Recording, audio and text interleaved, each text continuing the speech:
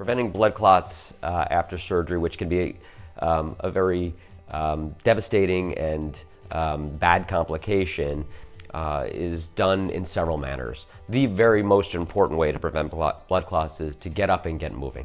So in our ambulatory surgery center, our goal is to get patients up and moving around 60 to 90 minutes after their surgery. So getting up immediately after surgery, mobilizing, certainly helps blood flow and prevents blood clots.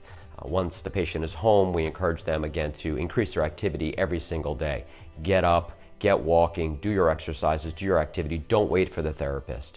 So certainly moving and mobilizing is by far the most important aspect of that.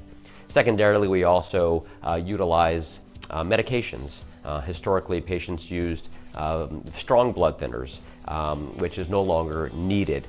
With the newer literature, we find that a low-dose aspirin twice a day is sufficient for the vast majority of patients who don't have any other risk factors for blood clots. And then those patients who do have the risk factors sometimes are on stronger blood thinners. But truly getting up and moving is the best way to prevent blood clots.